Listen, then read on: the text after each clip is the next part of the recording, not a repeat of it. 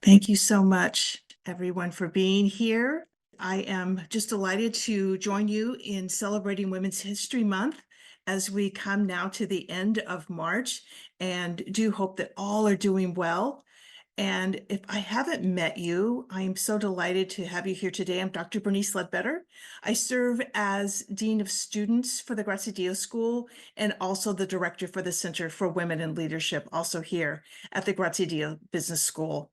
And I also want to acknowledge my dear and wonderful colleagues, the Alumni Engagement Team, Nicole Logan, our Assistant Director of Alumni Programs and Engagement, for her leadership in making this event possible, and Deborah Martin, Assistant Director for Alumni Communications and Marketing, for helping to promote this event. Thank you so much, Nicole and Deborah.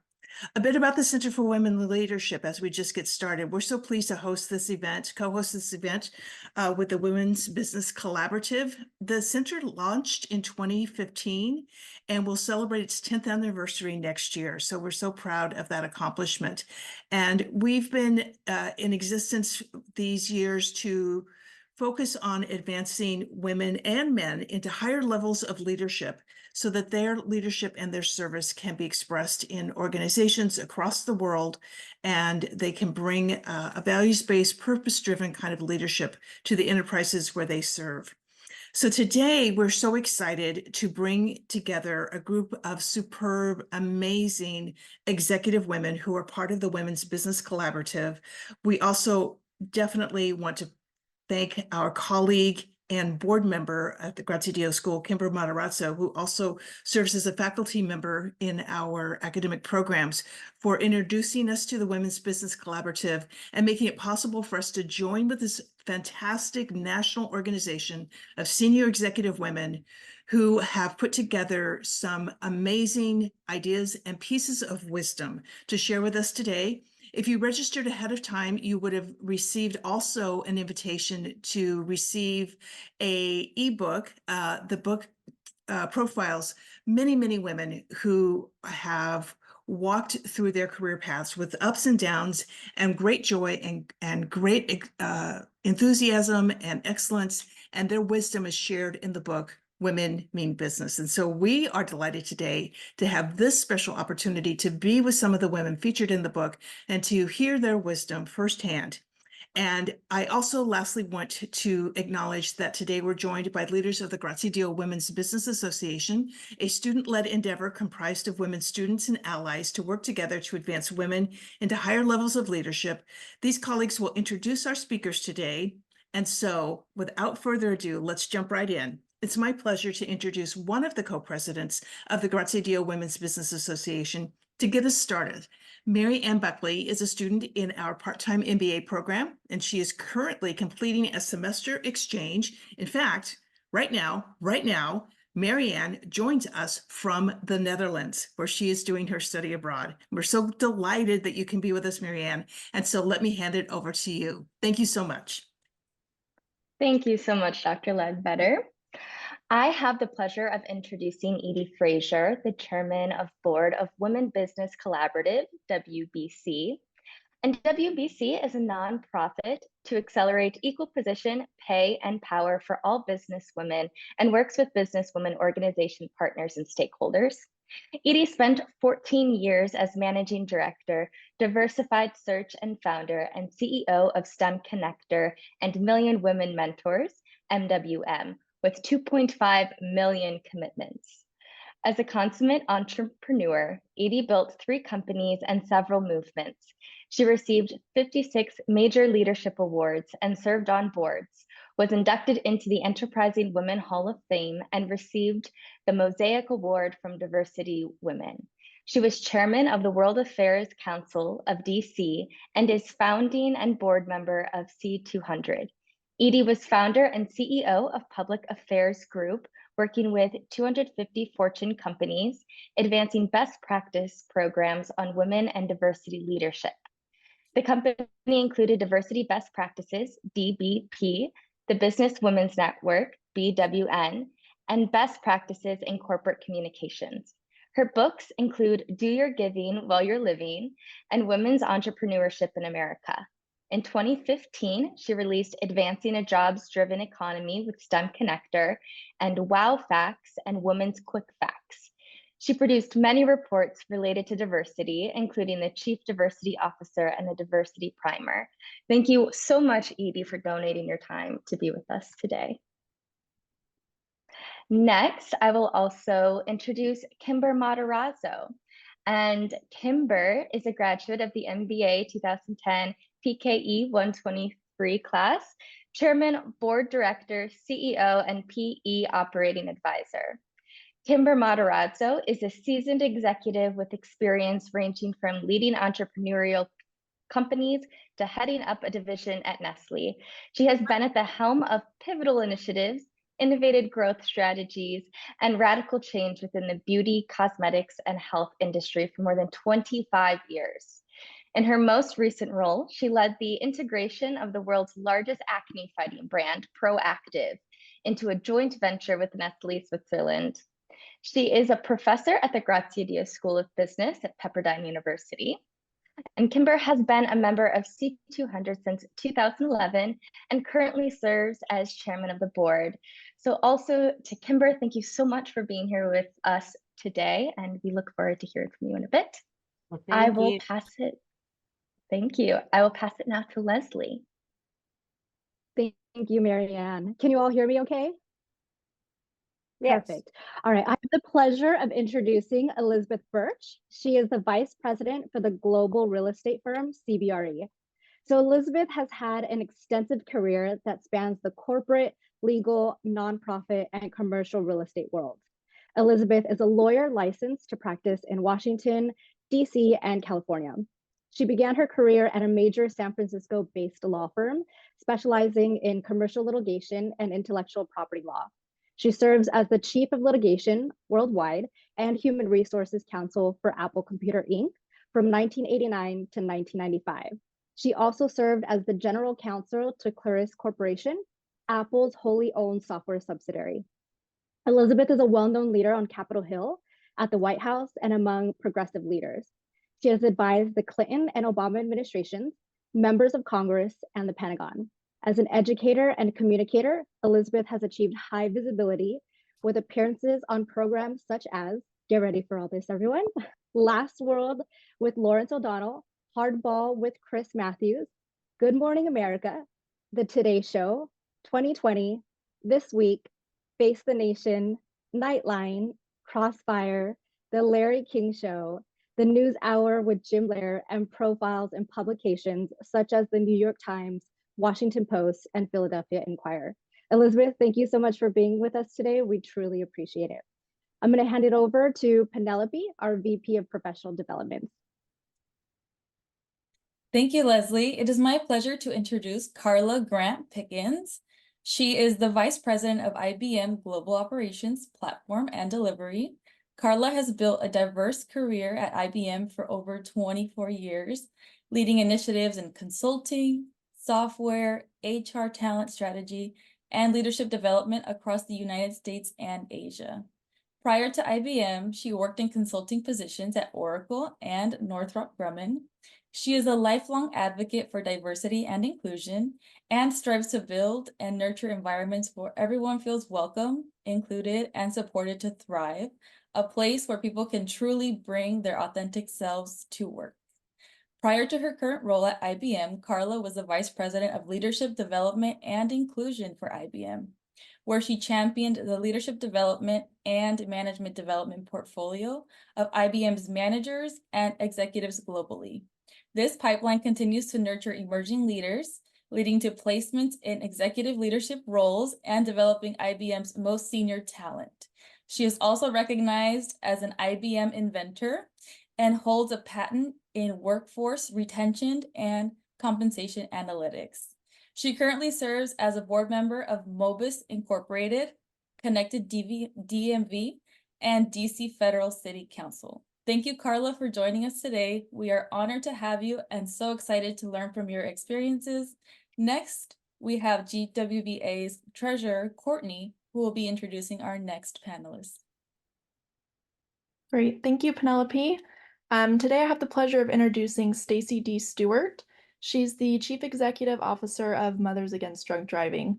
Stacy is a globally recognized leader and one of a few African American women who have served as CEO of 4 national or global organizations. Well regarded as a transformational leader who restructures and leads multi-million and multi-billion-dollar organizations and initiatives. A business turnaround expert with experience on Wall Street and in the corporate and nonprofit sectors, Stacy is an effective board leader currently serving as the Nominating and Corporate Governance Committee Chair of PennyMac, which is a New York Stock Exchange listed real estate investment trust. She is recognized for strategic global leadership and honored with 5 honorary degrees. Stacy offers healthcare expertise as a frequent contributor to the New York Times, USA Today, CNN, MSNBC, The Washington Post, and similar media outlets. So thank you so much, Stacy, for being here. We're excited to hear from you, and I will pass it back to our moderators, Kimber and Edie. Well, thank you so much. What an honor it is to be here at Pepperdine. And, you know, Pepperdine is very near and dear to my heart. You heard that I'm an alumni, but it's an amazing university, and especially events like this and the Women's Center of Leadership. So thank you so much, Dean Ledbetter, and everyone here, and the students who have helped us bring this panel today. So I have the pleasure of moderating this panel with one of my great mentors, Edie Frazier, who is one of the authors in the book. All of you should have received the book. I'll start by sharing it. It's an amazing, amazing book.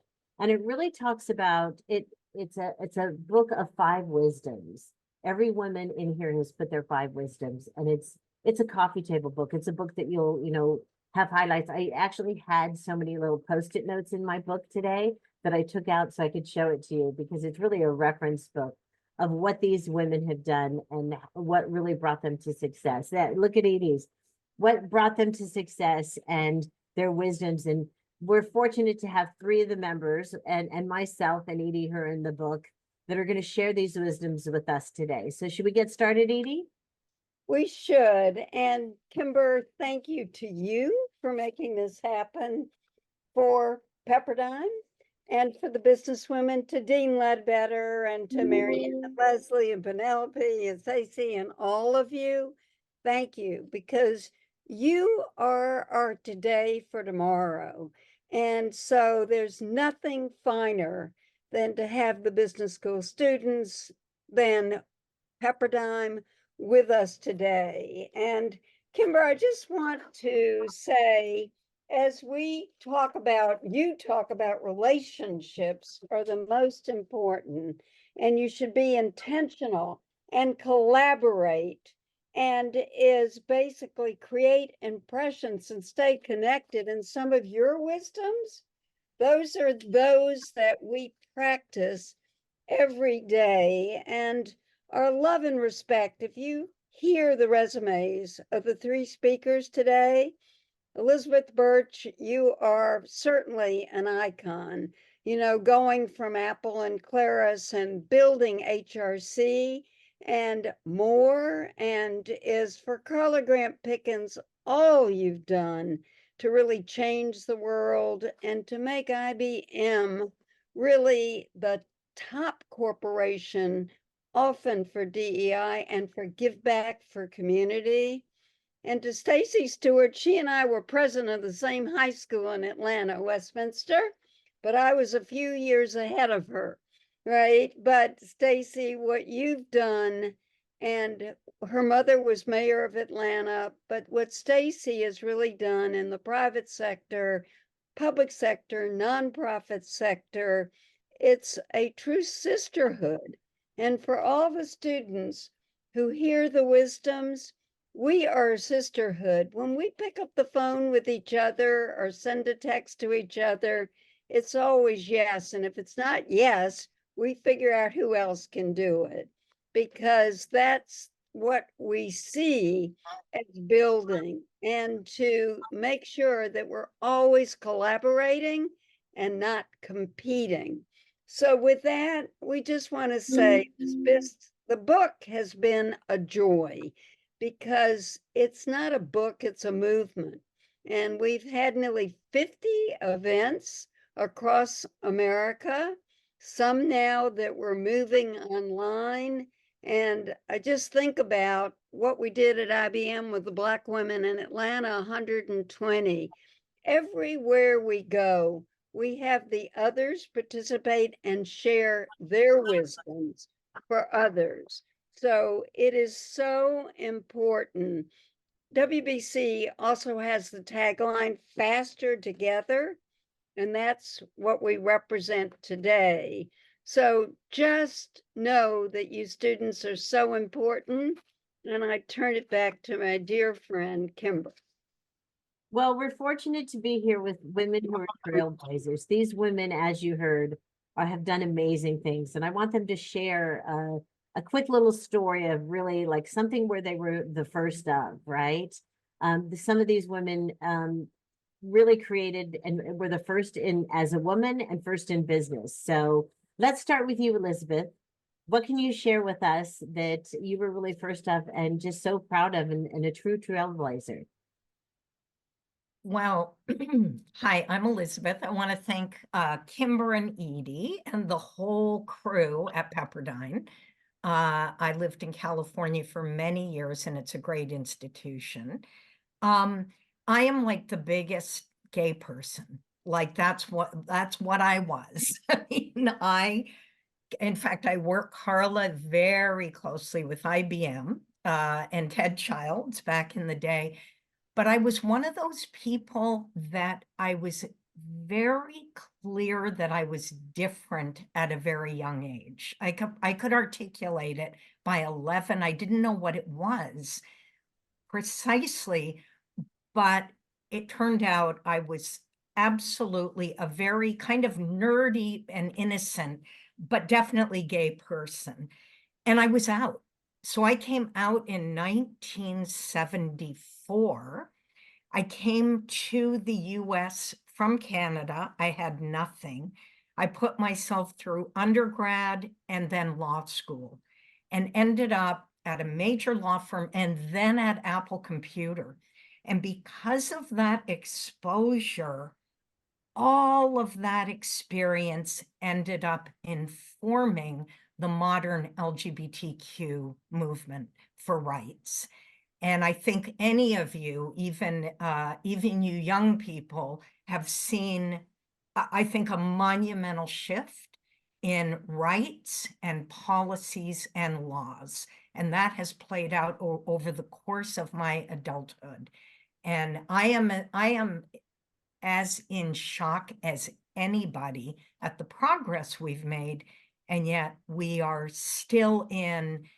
back into an acute backlash period where particularly young transgender people are at risk. So I mean, that is my biggest claim to fame. I was the ever-present lesbian on boards at Apple, at Claris. They didn't know what to do with me, but they just, I was good at litigation, so they put up with me. Well, Elizabeth, we know that you Can we add, she then came to Washington to be the CEO of the Human Rights Campaign. And she built it. She came in at 7 million. You take business school, she built it to 30 million. And today, what you have built is a legacy. Thank you. Yes, Edie. thank you, Elizabeth.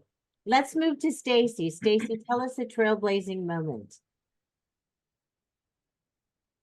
Well, let me just, I have a lot that I can can think about. But let me just start with going way back to the Fannie Mae Foundation. The Fannie Mae Foundation was actually an organization. Most corporate foundations are actually inside the company. This was one of the rare examples of a corporate foundation that was actually outside of the company as a standalone. So I had everything from payroll and accounting and legal to all of our programmatic work. And it was the first time I'd been a CEO of a national organization. And it was, it had gotten spun off from the company and it really sputtered for the first few years. I think by the time I got there, I was the fourth CEO in as many years as it had been a standalone entity. And it's funny that we're talking about this because I was just saying yesterday to somebody that one of the things that I found out about myself and about organizations is when organizations go through a lot of turmoil, it takes a while for the organization to settle down, for people to kind of trust the new leadership. It's just, you deal with a lot of, I would say in some ways, trauma from just what people have gone through.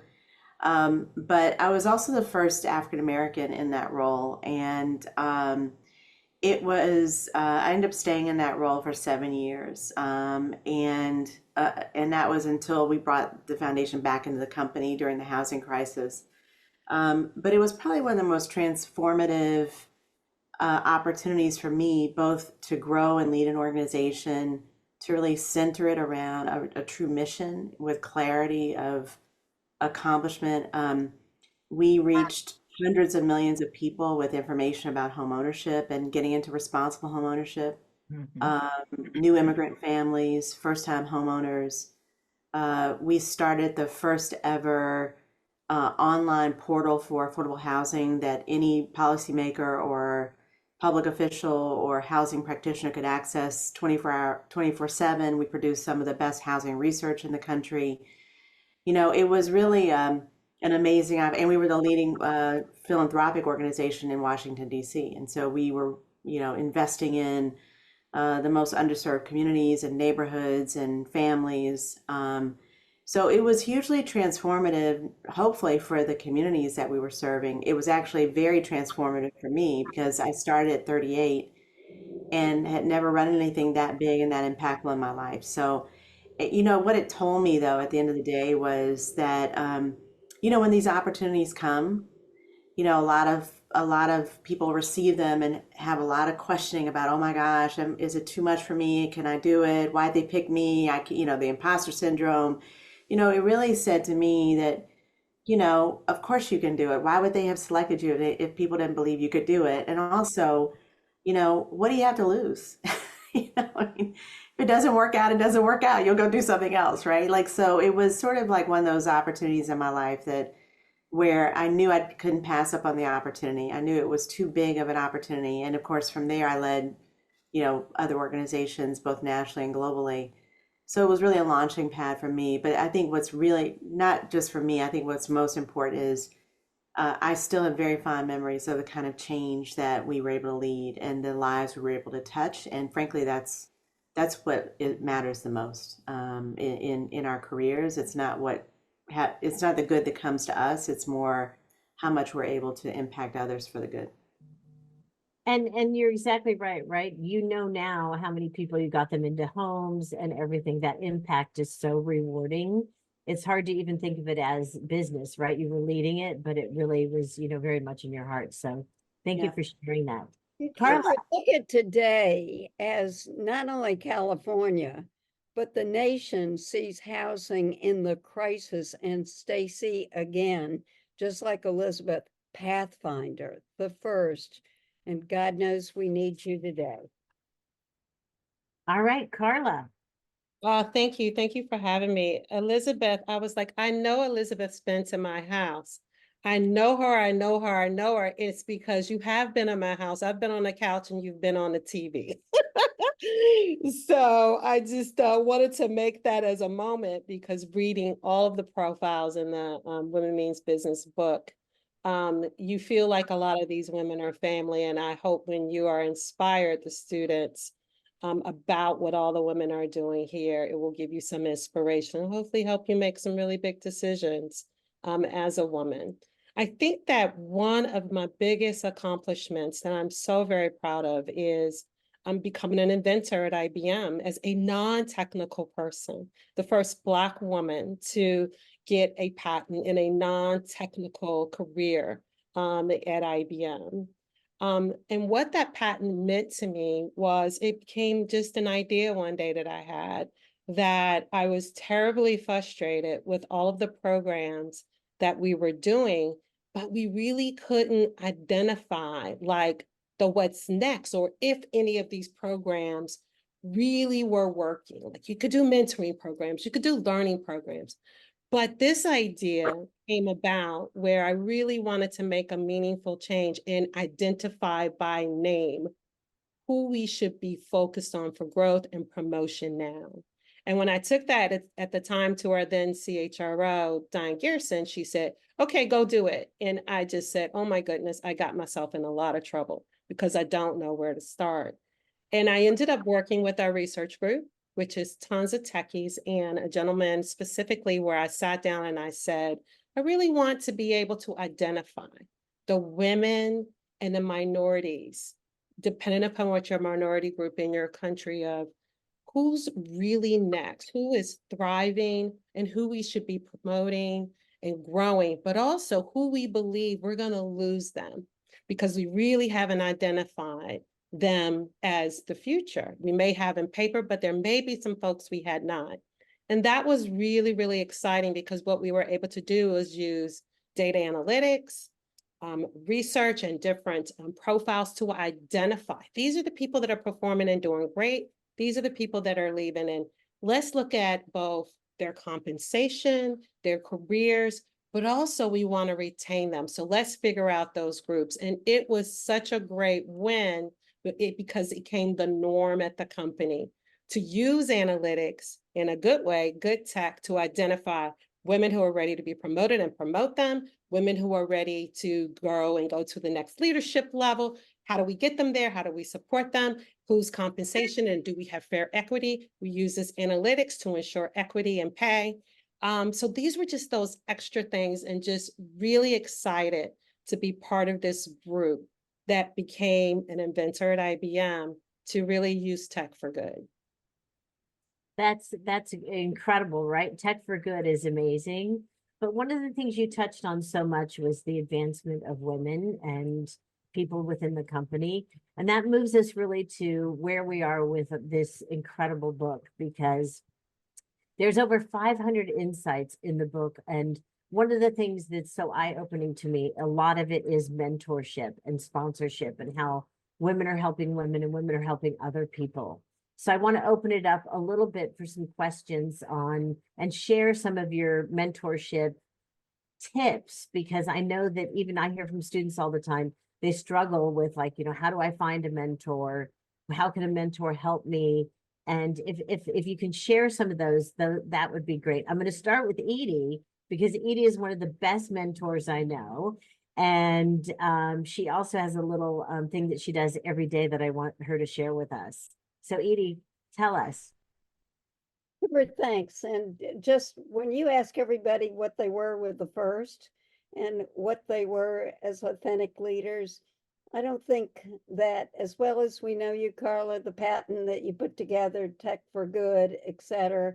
So I think is the one thing that I chose years ago was to support 5 women a day, to reach out. And that was either give them a phone call, send them a text, set up, and make sure. So can you imagine if we all did that? And for the younger women at Pepperdine, are you reaching out to 5 of your sisters every day, or 5 male allies? It is just extraordinary. And those relationships become lifelong relationships, as we know. So Kimber, that's been great. When we kicked off 1 Million Women Mentors, and I remember we stood at the National Press Club and said, that's giving 20 hours a year. How do we hit 1 million? So we invited 150 women's organizations to that event. We got corporations to stand up. We got governors to stand up. But when you go for a goal like that and you thank everyone, because part of that is gratitude, we ended up, as we said in the introduction, 2.5 million in 5 years. California was #1 and hit over 175,000 mentor relationships with all the schools. But we worked every state, every organization. And can you imagine? Because it's mentorship, and then in the corporate world, we say sponsorship. And you talked about that, Carla, even in your system of sponsorship. But entrepreneurs also sponsor, because there are just 2 women entrepreneurs. Kimber does it every day. but we try to help by making introductions, by saying your business is 7.5 million, you can take it 30 million. How do we introduce other people to you? How do we sponsor you? And then the kinds of internships that all of you had and the maxing that you're doing are all part of the mentoring. So it's just huge, Kimber, what we can do when we mentor, when we sponsor, and then add to that how that elevates and how we then celebrate the way we're doing with 102 women in the book, and what that means if we can show what we do to rise other women up. Well, Edie, that's, so important. And I happen to be a recipient of Edie calling. She always checks in with me.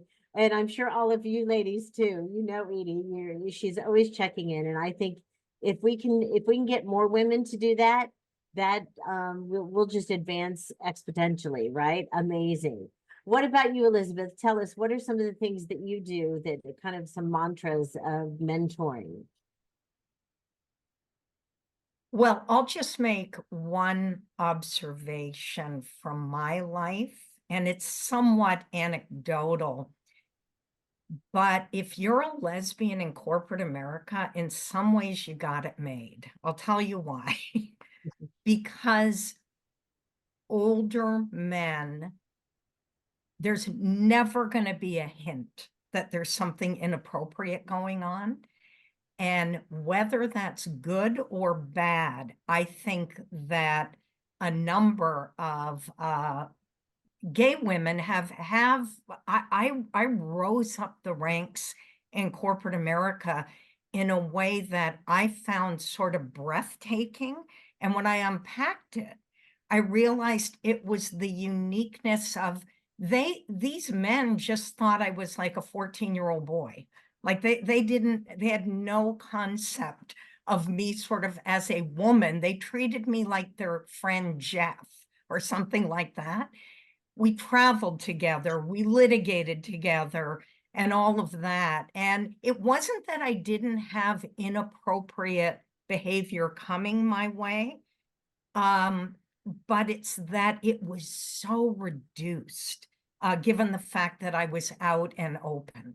And again, they were always sort of confounded, but I was really good in a courtroom and so on. So they took me for what I was, and it allowed me to be mentored primarily by men. There weren't women around. I'll just tell you, there weren't. Even at Apple, very, very few women in the senior ranks. So, I just think, I think Stacy mentioned the most important thing for the young women at Pepperdine and on this call and who are entrepreneurs: do not let imposter syndrome take hold. That to me is the most important thing. You are going to doubt yourself at different stages of your career.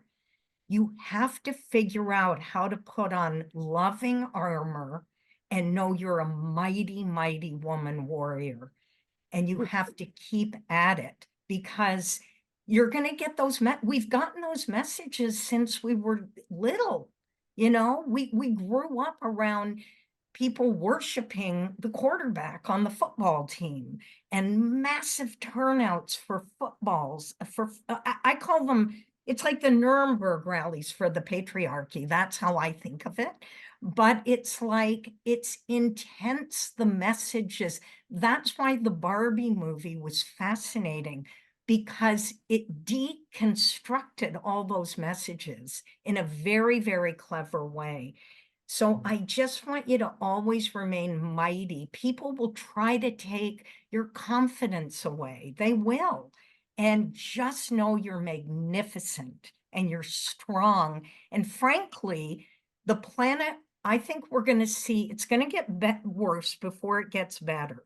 But I think we're going to see in the next 50 years a shift toward the feminine, or we're going to die. I mean, honestly, it's gotta give. We have to go back to the balance that estrogen brings into nature. And that would be the most important thing. Be a warrior. Great, great, great, right? We all are warriors, and even by coming here today, we're warriors and the Women's Center of Leadership. Carla, give us a quick tip on mentorship. Yeah, so this is a space where I've benefited significantly in my career. I actually still keep in touch with my mentor from college. Mhm. He has been amazing in my life, but I've had many. And I think that having a lot of different types of mentors is really, really key. I've probably had over a dozen in my career, but what I found was as I got older and as my career was progressing, I was calling people mentors, and I really should have tapped into other sources of people that could help advocate for me or my career. And that meant not only having mentors, but also having a sponsor. And a sponsor is a little different from a mentor. That's the person that's going to be in the room for you. And that's the person that's going to stand up for you and is going to be the person that may get you to your next career level or may be able to sponsor you for something that will propel you to the next role that you aspire to be in. Also having an advocate, that's that person in addition to the sponsor that's going to second that motion for you, right? They are going to advocate for you. They're going to be that voice in a room, whereas generally the sponsor is going to have that power. That advocate is just going to have a different type of power where they may advocate for you in a different kind of way. The three together, I think, could be really powerful. So I always tell women, have a mentor, know when to use it, have a sponsor, and also have an advocate.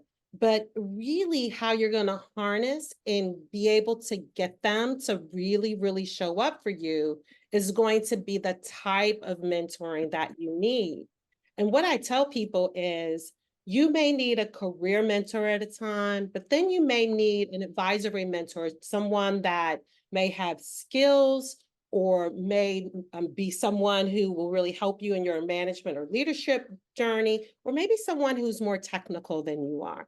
Those are advisory type of mentors that could be situational, where they can help with coaching, or they can help you with problem solving, or they can help you with your craft. They could tell you how to get out there and really, really be able to grow and give you paths to be your best self.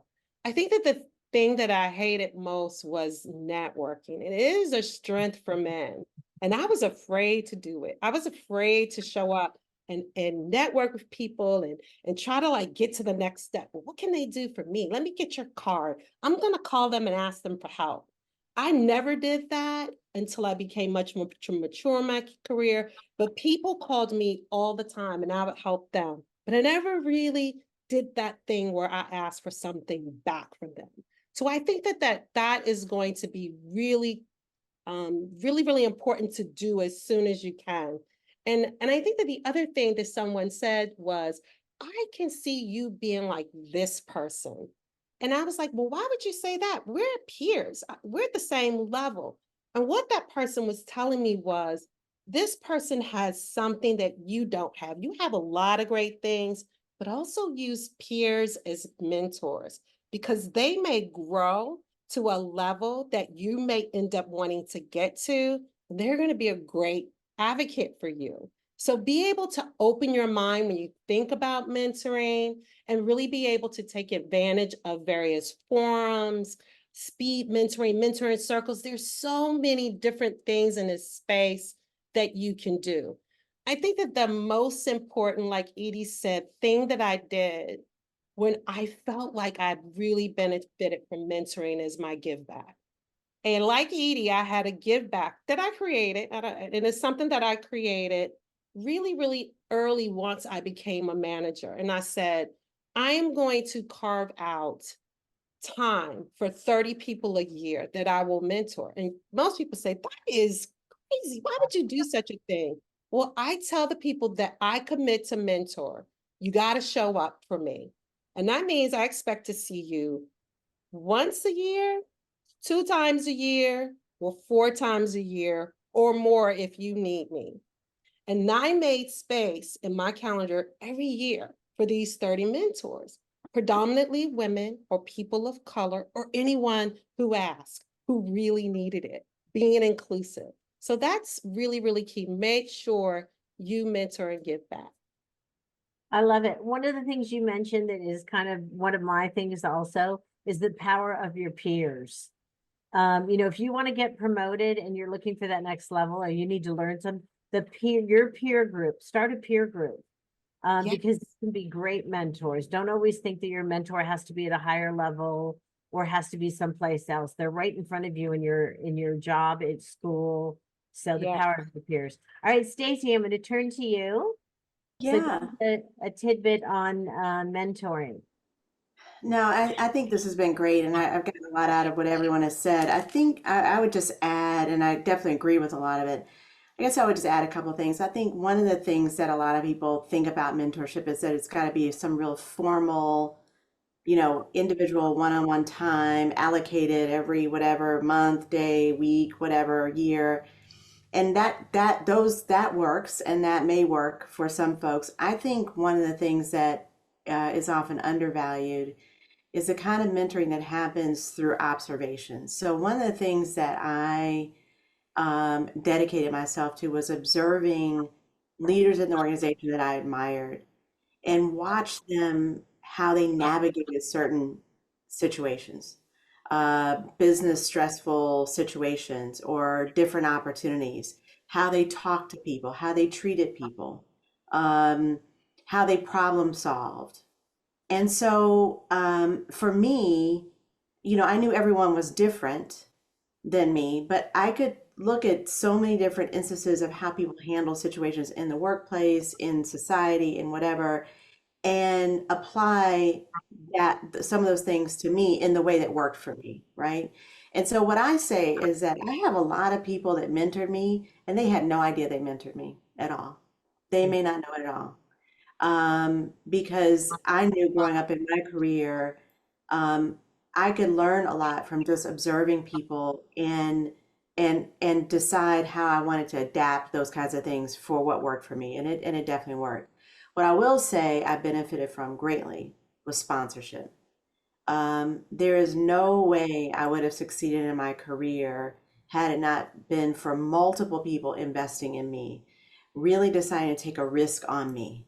And some of that happened because I didn't necessarily ask, but I had developed and formed enough of a relationship with them through work. I had done such a good job in the work that I did that people didn't feel like it was such a risk. I thought it was a risk for them to invest in me, but they didn't see it as a risk. They saw what they were investing in. It's sort of like an investor. You study your investment, you understand what the returns are going to be, and you make an informed decision. I think that's how people that sponsored me looked at me, and I benefited greatly from that. And a lot of that growth happened early in my career, especially at Fannie Mae. I will tell you that other than my career in Wall Street, ironically, where I had a woman boss who was a managing director, who was a Filipina, who was amazing. I never had, and still have not had, any woman mentor me in this way or sponsor me, even up until this day. And I just turned 60 years old last month. And I will go further to say that the women that have been more senior to me or have been in a position to help me often worked against me. I mean, I often had to overcome their actions to continue on my path. So it's been a challenging thing. And that's why I so strongly believe that in my role, that I have a special obligation to help younger women to succeed. Because I don't know if it was just because the time I was growing up in, there were so few women. It's sort of like a crabs in a barrel thing. Investing in a younger woman wasn't something that they saw to their advantage. I don't know why it happened, and I'm not saying it happens for everybody, but it certainly was my experience. So that's all I can share about. But what I will say is that, one of the things that I had, I know there was a question around etiquette around mentoring. I just wanted to raise one thing that I think is so important, because I think it's not only important to mentor, it's also really important to be a good mentee. And what does that really look like? When I was, years ago, I had a 19-year-old young lady, actually 18 or 19, about 18. She came to be an intern with us, and she was assigned to me. She was at a high school in DC. She was a foster kid. She had never had a lot of stable adult leadership, mentorship, guardianship in her life, except for her foster mom. And when she came to me, she came to the workplace, didn't know how to dress. She spoke in ways that were not really, appropriate for the business world and for the work environment. And I sponsored her, but I also mentored her a great deal, even to the point where I took her behind closed doors and says, here's what you got to wear. Here's how you have to talk. I mean, at a very basic level, all the way through her finishing her college degree, even though she got pregnant, as she was finishing high school, but wasn't able to go off to college. She got her college degree online, got her MBA online, and now she's making six figures, and has this thriving career. And this is a young girl from Southeast DC who was a foster kid, right? And she still calls me her angel, right?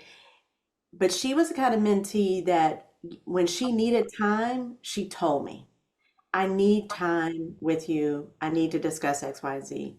Other times she did what I did, was observe. She observed me. She watched me. She listened to me. And it didn't require time for me. It just required maybe me being around or responding to an email or being in a meeting with her.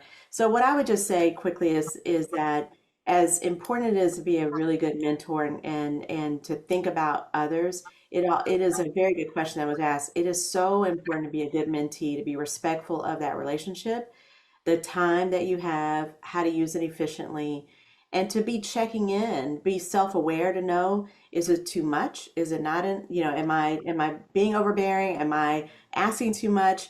There will be signs and cues, and you have to be self-aware enough to pick up on that, to know, when might I need to be able to go to another mentor to get something else I need if I've tapped out on this one that I'm already accessing. So. Well, Stacy, it sounds like you're a great role model, right? For also in that process, it wasn't even just a mentor mentee. It was really a great role model. And role models are so important when we look at being nice to other women, right? We have to lift other women up. We don't want to, part of the thing I talk about in the book also, one of my wisdoms is, take the hook out. Two women like this doesn't help either one of you if you're just pulling against each other. And if you pull that hook out, everything will be great. And that role models play a big role in that, and playing nice with other women. And think of that always when you're wanting to advance. Okay, so now we're going to open it up for some questions, right? I think we have some questions coming in. And Kimber, Edie? I just want to emphasize, look at what we've heard in terms of uniqueness, innovation. You and I and others have so profited by professional organizations, women's organizations, LGBTQ organizations, whatever it is. Those are our posses that we really recruit from. And just as that has helped all of us on the screen, because Elizabeth, you use as one of your overall venture into foreign territory. And we can say, Kimber, everybody on the screen has ventured into foreign territory, has taken risk, but we do it with posses together. And so for all the young women at Pepperdine, when you think about that and the authentic people you want to gravitate to, but where you want to take and to venture into new territory. Kimber? Love it. Okay. Let's open it up for some questions. I know we've seen a few in the chat. Alexis? Hi everyone. I just want to say thank you so much for being here today. This call has been so inspiring and I'm just so grateful for this community. I'm a recent Graziadio grad and my question for the panel is, I am just curious as to how you guys were able to either discover your management or leadership styles. Is that something that you leaned into your natural strengths, or as a leader, is it something that you've been working on and wanted to add into your leadership style or management? So this question is just for anyone on the panel. I think Stacy's or Carla's raising her hand. Carla. Sorry, I didn't raise my hand. I'm sorry. Go ahead, Stacy. I'll go after you. That's fine. I'll jump in. I think your management style and your leadership style is really something you cultivate almost like a craft. You know, it's almost like being a teacher when you start being a teacher and then you become a master teacher. And I'm listening to a guy named Jeffrey Canada years ago say, it takes a long time to become a master teacher, you know, where you really master your craft. I think of management and leadership in that same way. And I do think it's very unique to the individual.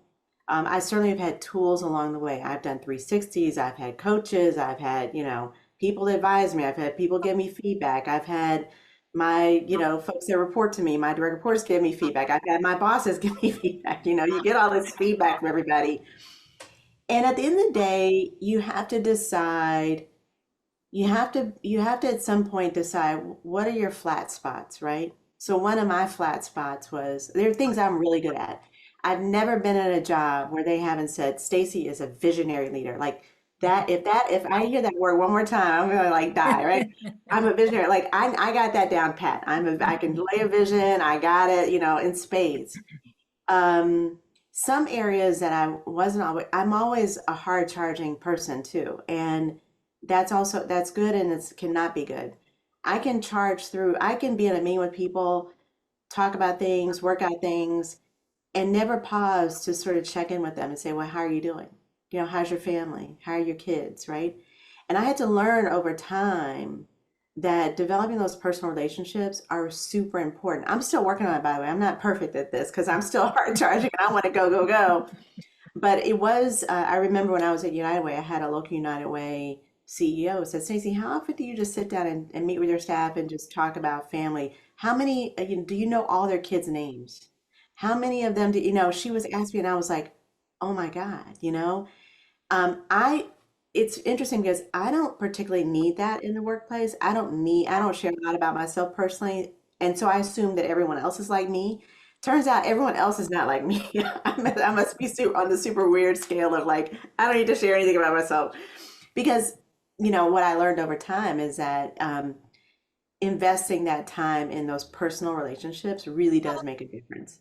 You know, going to lunch with people, calling people up, sending people a nice little email, a nice little text to say, hey, I love what you said today. Great job. Tell me how you're doing. Are you okay today?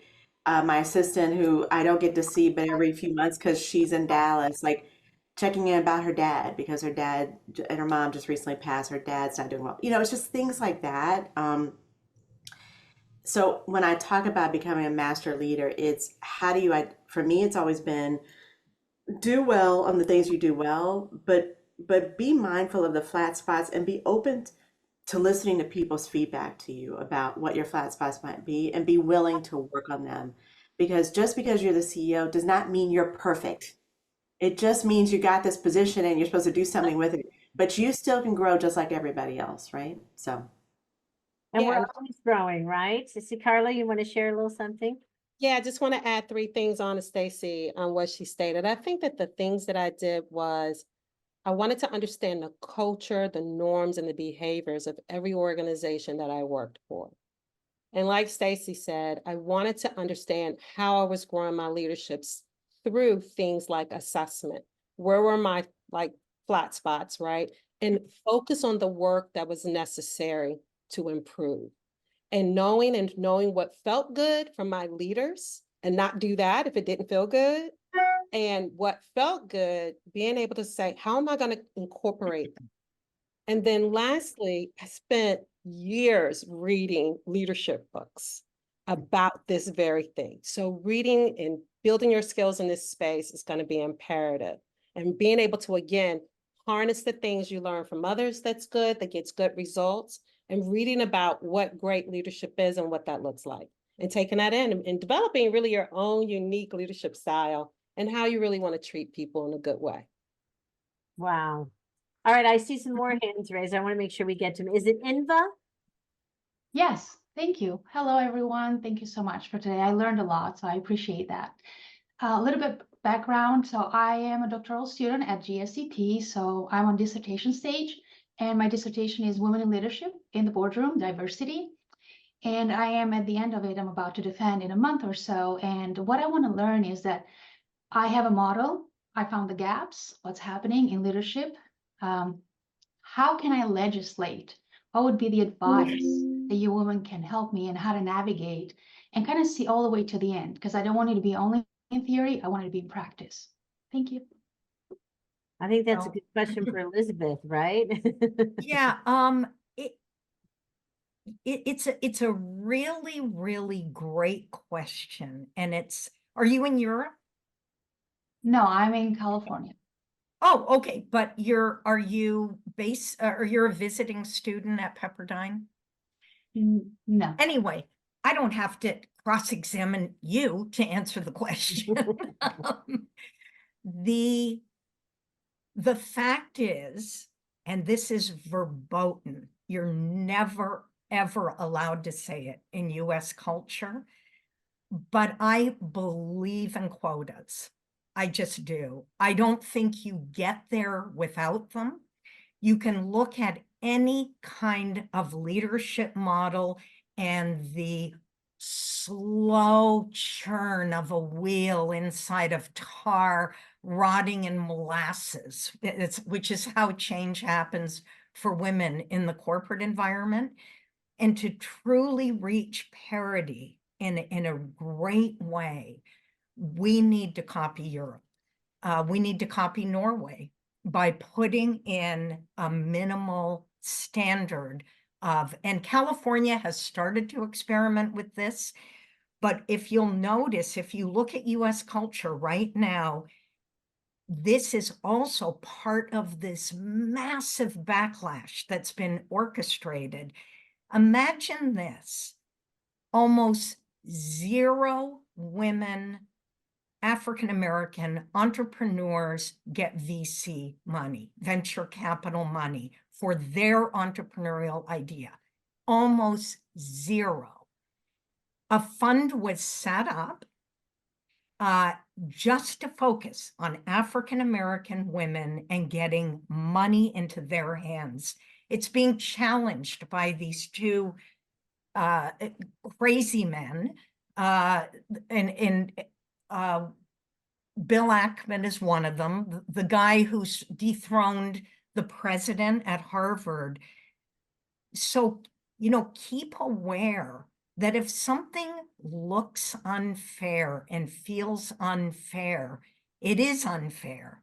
It's insane how little venture capital money flows to women, let alone women of color. But we're in a time when the dinosaurs are crawling out of their caves and they're starting to bring lawsuits, and we're going, they just long for an earlier period of time.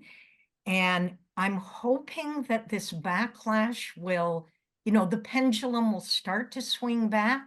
But right now we're seeing really reactionary behavior when we haven't come close to the kind of representation we need to see in every institution in America. Yeah. Kimber, can I jump in? Thank you, Elizabeth. I would say we've got to go to good companies and good people. And after George Floyd was murdered, we track public boards, private boards, venture boards, but we spiked up to 44% women and women of color, principally those months, and those 6 months afterwards. We're back down to about 32%. Women being appointed, we're at 33%. Europe is more at 40%. But what we're seeing is more women that are going on boards that are either chairing boards or chairing nominating committees, audit committees, and they're bringing in others. So there is a lot of good news. We're up 10% for women on boards. We're also sharing those boards that are 30% women, 40% women, 50% women. There are over 60 companies now that have over 50% women equality on their boards. And we also track with the C-suite, but seek out those kinds of companies. Same thing's true of private boards. Venture, as Elizabeth said, is terrible with the amount of capital, but we're all on it. And we're looking for commitment after commitment. But what we're also seeing is that so many of the good companies and so many of the organizations are focusing. And why? It's the demographics of America. It's the demographic of your customers. It's the demographics of our communities. So we can't turn back the data, and we can go after those that are truly moving up and ready to commit. Great, great. And support them, right? Penelope. Yes, thank you so much. My question is, I'm curious to know from the panelists what the statement "women mean business" mean to you. Well, that's a good question. I'll start with that because it's something that we've used so freely, and it's an incredible statement. And especially as a marketing professor, it's the best statement. But to me, women were trailblazers naturally. We give birth, we raise families, we do so many things. And when you look at it, we're serious. And to me, women mean business. It means we're serious. We're going to make it happen, and we're going to do it no matter what. And I think my colleagues will ask some of them. Let's start with Edie, because Edie is the one who came up with the title, since it's her book. Let's just break it down. We broke the book down. When you read it, women CEOs, women in the C-suite, women on corporate boards, women entrepreneurs, women in finance and capital, etc., women in philanthropy, women leading organizations like Stacy. She came from the corporate world and then moved. But I think what we can say is, on the company side, women mean business. If we look at it, those women, and we're at about 11.5% women CEOs, but we were 5% 5 years ago.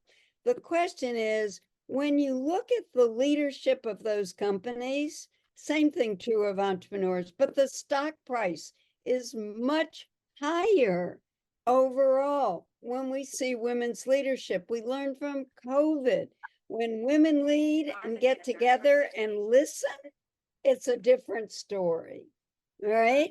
So I just say that so forcefully. Okay. Real quick, Elizabeth. Yeah. What's the topic again? Women mean business. What does that title mean to you? Oh, for me, I think that in the last about 40 years, we've seen an evolution of values. And so I even think male CEOs think differently in our time than 30 to 50 years ago. To me, women are accelerators. So when women mean business, we also mean we want to drive diversity, equity, inclusion, take care of the planet, take care of the environment, have innovation around nurturing, caring, and really be servants, servant leaders to an enterprise. But I think those values get more readily woven in when you have a woman at the helm. All right, Stacy. Yeah, it's hard to add to that. I do think that we're at an important part of point in history. I would say. I think there a lot of what Edie said is so right, that we've seen a pullback in terms of the acceptance of women and people of color in positions of leadership. I think it's really important. I agree with what Elizabeth said. I mean, I think it's really important that we recognize this time for what it is. There are a lot of men who like to bully people into believing things that are more in line with their set of beliefs. And I think this is a time when women, especially women of color, cannot and should be intimidated into going back to what used to be. You know, when for Black people, we talk about the fact that this is probably the best time in America that we've ever seen, if you think about it. You know, I can't go back to the 1800s or the 1700s. I was born in 1964, the same year that the Civil Rights Act was passed. I'm happier that my kids are in this world than in the world that I was even born into, right? Having said that, that doesn't mean everything is perfect. And it doesn't mean that we even got to this point because people sat around and kept quiet. I belong to a sorority, Delta Sigma Theta, that was founded on social action. And we were the only Black organization allowed to be in the women's suffrage march in March of 1913. And we were relegated to the back of the line, but we were there. And we felt it was important to be there because we were not going to allow others to silence our voice. So for me, I come from a long tradition of women who've never sat silent and who are accustomed to having to fight for what we have. I feel that obligation not for me because I'm on the tail end of my career. I've got to do this now for the women that are coming behind me, women from all walks of life, right?